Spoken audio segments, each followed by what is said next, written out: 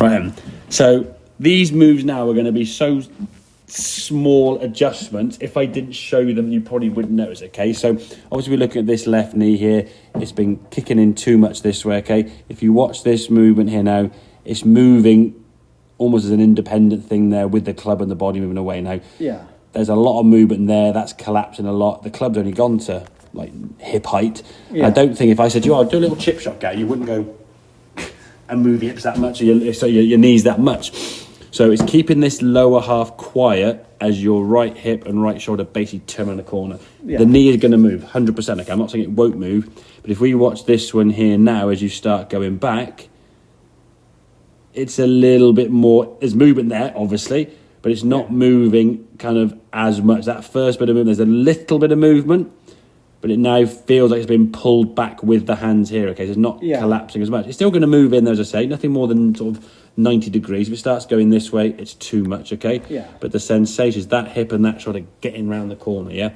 If they sort of stop and this knee kicks in towards the other knee, now you can't turn your shoulders. And as we said, a drill you can practice, put a club on the ground kind of at this sort of 45 degree-ish angle, and that's the direction your knee's going to go. So if you're stood here now doing some shoulder turns, you can see my knee now is going out at that 45 degree angle, sort of out towards where the ball would be level with my right toe kind of thing, yeah? You were kind of dipping in towards your right leg. And I think that was a big reason probably then why you struggled getting onto your left side, because if that leg now has moved beyond 90, you now try and shift onto that left leg, your brain's going to go, nah, it's going to hurt. Yeah. So if we can keep it a little bit more kind of vertical, at least now we can move back to the golf ball. You look at the impact there now, that's all right. You're getting your hands a bit more in front of the golf ball, little bit of spine lean as we would expect anyway, but we're getting into a much better position. They're not going to be as toey and thinny and then through the target, yeah? The toey, thinny ones are when your leg kicks in too much and your spine angle tilts the other way,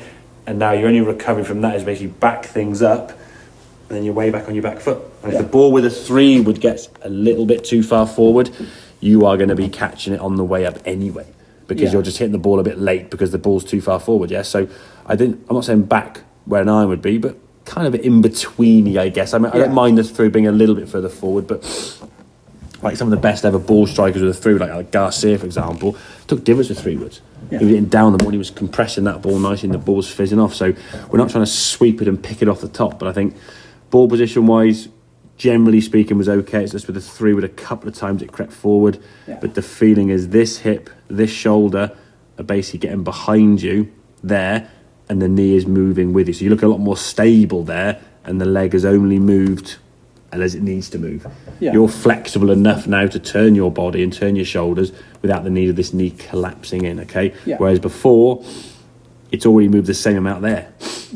Near enough, maybe a little bit less, but it keeps going and keeps going and keeps going and keeps going, and then you've got to almost sort of stop and stall it, and that knee for me just kicked in too far, So move the knee towards that 45 degree angle, only move that knee as a result of that shoulder and that hip moving, You turn it out the way, like I say, almost like starting a lawnmower or a speedboat, Make sense? Yes. Good stuff, well done, buddy.